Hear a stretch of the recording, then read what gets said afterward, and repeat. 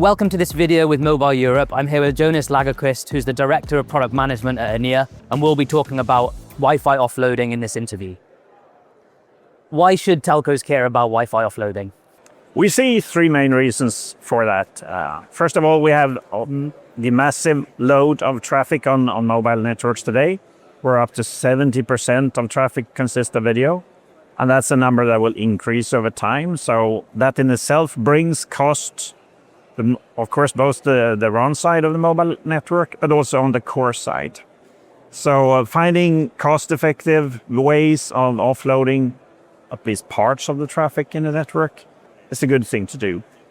Second aspect is that spectrum, for example, in 5G is really high frequency, which penetrates badly into buildings, which makes building out indoor coverage more expensive on cellular than it used to be in the past. And Wi-Fi is a good complement in that aspect as well.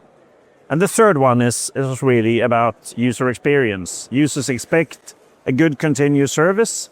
And with offloading, you can get a seamless, secure connectivity without sort of the user notices the difference between the networks. And by better indoor coverage, that in itself helps sort of the user experience overall. Why aren't more operators doing this now or doing this today? It's a very good question. And the reason, I think, in most cases is that operators feel they lose control to a certain degree.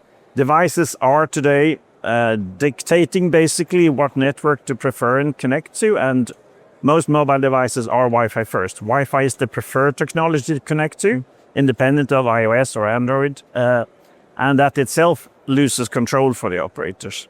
The second aspect is that operators are keen to reuse their existing core infrastructure, so policies and charging, etc., is all well integrated for mobile, and Wi-Fi is not naturally getting into that part. So those aspects, I think, are critical. That perception is that operators can lose the control, and that make them hesitant really to invest in this. If control is the major issue, what is it that Enea is doing to help operators regain that control? One option is to ensure that you don't necessarily need to take all this mobile traffic into the core. This is not bringing any additional revenue, but it increases the cost and investment needs for the operator if they need to take all Wi-Fi related traffic into mobile core. You can offload sort of locally, break out the traffic earlier, but you can still, through policy integration with policy and charging, can still maintain that part of control. So that's one aspect. The second aspect is actually to make it a little bit more clever which network the device selects. As I said earlier, devices prefer or select the network independently of the mobile operator decisions, but there are ways to play around that. One way is to actually work with predefined policies. You can dictate when a device should connect to Wi-Fi or when it should stay on the cellular network. And that can be sort of based on time, location, or even AI-based congestion data that we can extract, for example, from Enea's traffic management solution. So then you can make a pretty good prediction on when the mobile network is actually good. And if that is not congested, overloaded, let the device stay on the mobile network. And only in the case when there's a need to load balance or when the cellular network is congested, you allow the Wi-Fi connectivity.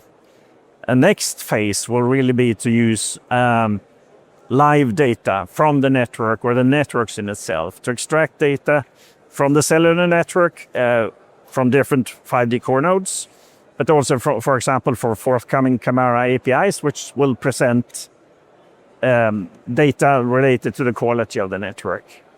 There may be other ways. There may be off-bound traffic data, historical data that can be used, but predominantly try to extract QoE data that is applicable at this point in time. The Wi-Fi industry, I would say, is a little bit less uniform in this, but there are initiatives there as well to increase the QoE exposure and to make it sort of possible to make a predictive decision on if to connect to a network and what the status is of that network at a given point in time. So there are different initiatives going in that direction, and Enea is well positioned to address all of them because we have the tools and the capabilities to help our operators and customers to deliver on this.